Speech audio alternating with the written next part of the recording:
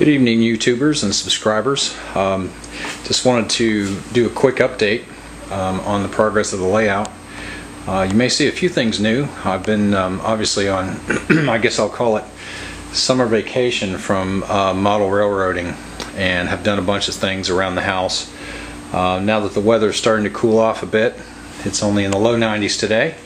Thinking about getting back to the layout. I've done a couple of things here that I just wanted to give you a quick update on. I don't know, those of you who have watched the other videos had heard me talk about possibly putting a subdivision up here in this area at the top of the hill. What I decided to do there was put in a church and I guess a parsonage over there and a garage. Kind of make this a little area dedicated to the church, and I've got also a cemetery over in here that I've started to work on. So you can see the headstones in there. I've got the hairpin fence is up, it's glued in. Got a little bit of ground cover there, but got the church online, eBay. Great place to buy stuff. I don't know if you can see that or not, but the top of that. Actually, the roof on the church was sort of a brownish, I don't know, tan color, about the same color as the foundation down here. A little bit hard to see there, but anyway, let me back out. I got some, just some regular old acrylic paint, craft paint at Walmart, in a color that sort of resembled kind of weathered, just a weathered metal roof color. It's just acrylic paint. I don't even know what color this is. Some kind of green. But it looked good to me. But anyway, that's what I did there. The layout has gathered a little bit of dust over the summer. I don't know if you can tell it. There's a big old cobweb hanging right there on the light post. But my plan after I finish the video tonight is to run down to the store and grab a plastic drop cloth and get that covered up. So we don't gather any more dust. I've hit a couple of train shows this summer.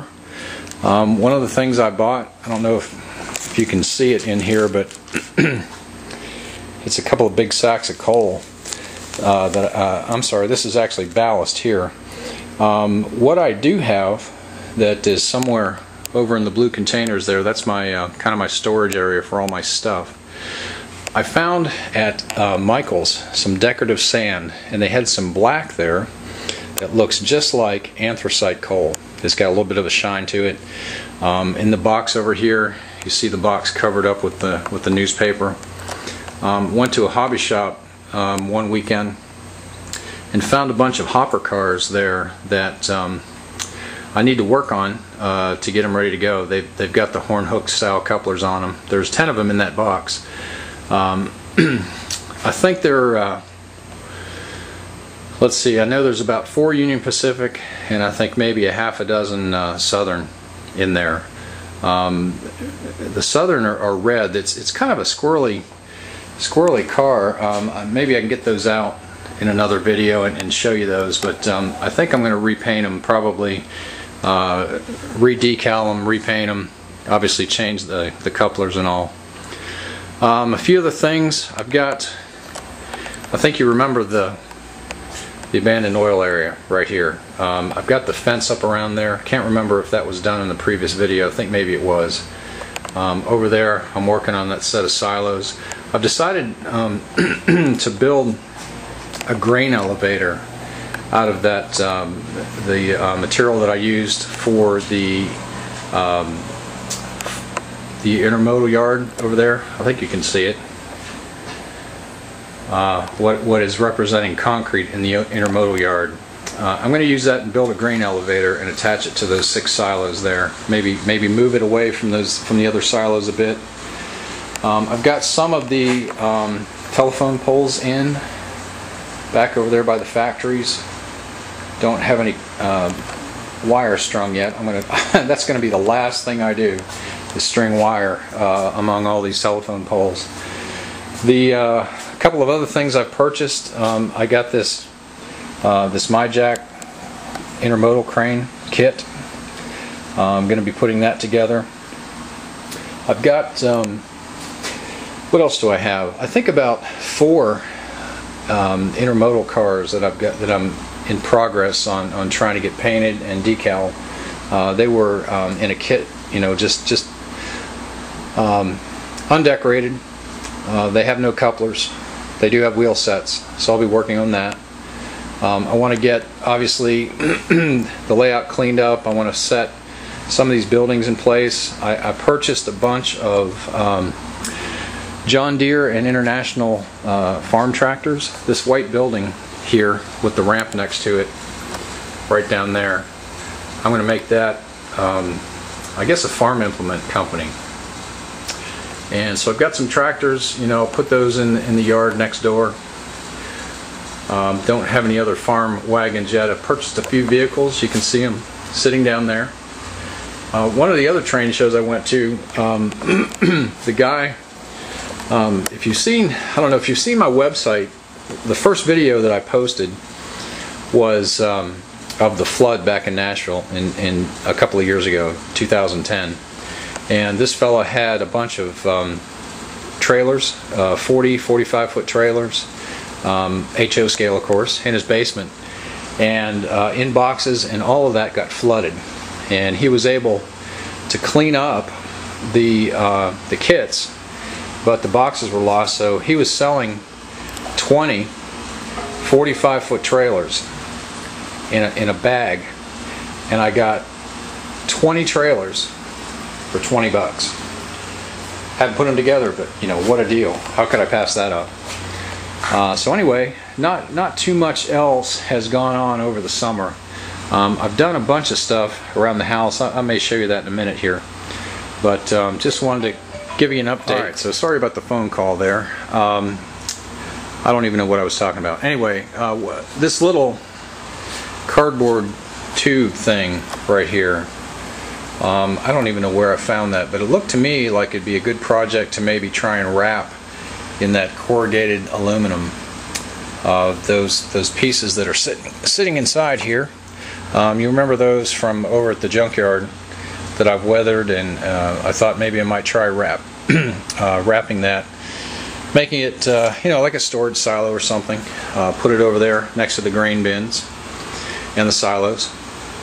Got to work on my passenger station. I've got, let's see, what else? You know, I think that's about it. I've rearranged some of the buildings a little bit around the town. Still haven't worked on the park yet. So just anxious for cooler weather to come along.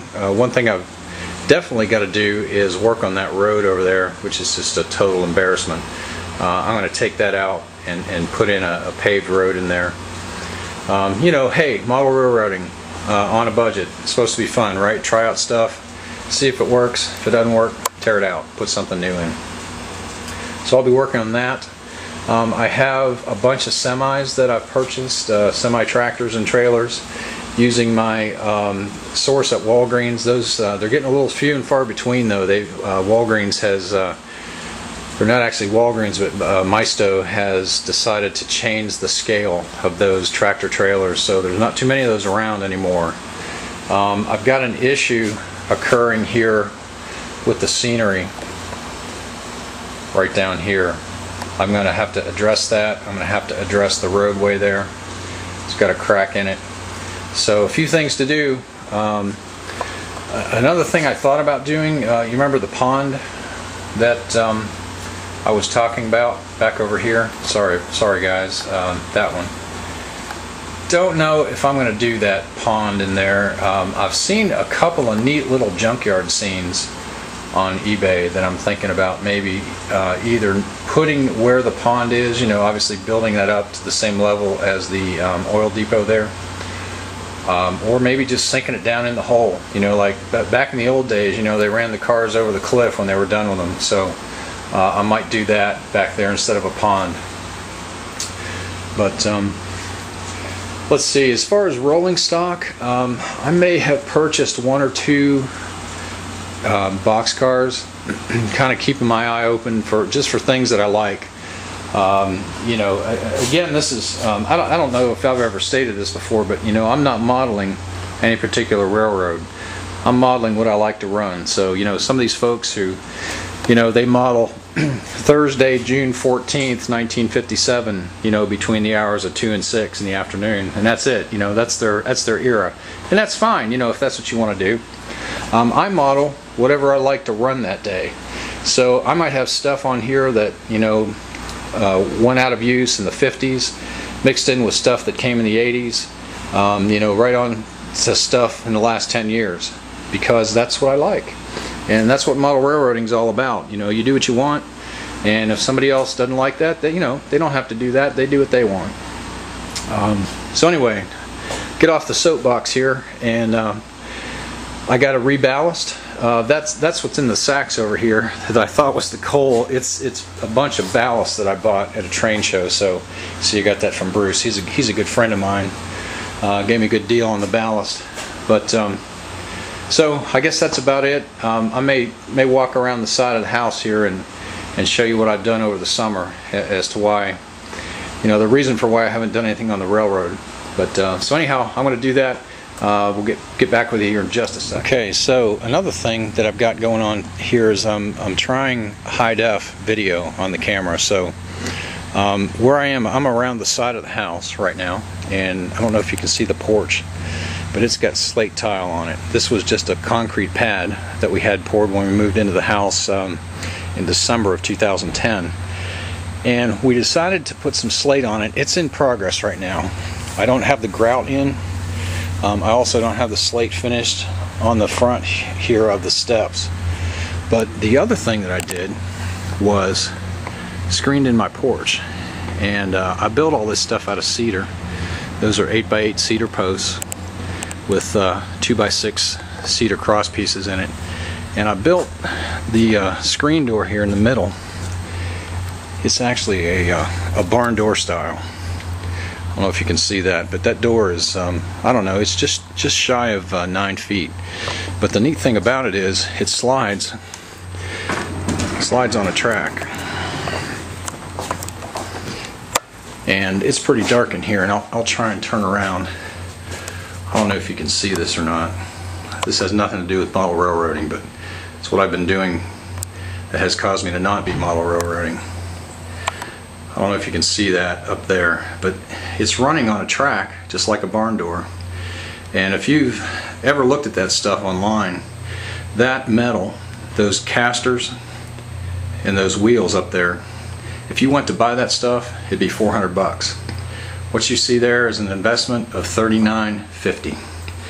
And what I did is instead of using regular wheels up there, I used lawnmower pulleys, V-groove, with a 1/2-inch shank. Bought the metal strips from Ace Hardware, and the long flat pieces up there that you see is just bar stock from Lowe's. So pretty neat, pretty easy to make a barn door hardware. I paid more for the dang handle. I paid like $65 for the handle, $35 or whatever I just said for the hardware. But anyway, back down to the floor here. I'm going to back out here. Again, you can see this is what the porch floor looks like, or will look like, out front when I get it done. The grout makes a big difference, and you know, laid it in a running bond pattern. It took me a while. I could barely walk after I got that all done, but so anyhow, that's kind of the progress, kind of what I've been doing. But anyhow, I appreciate your watching. I plan to start working on the layout here in a month or so, once I can get back into the garage and not just sweat half to death. It's pretty warm out there. But anyway, I appreciate all the subscribers hanging in there with me. I know I haven't had much going on in the summer, and I appreciate all of your comments and all of your views. And I guess that's it for tonight, fellas and ladies. Thanks for watching, and I'll be with you soon.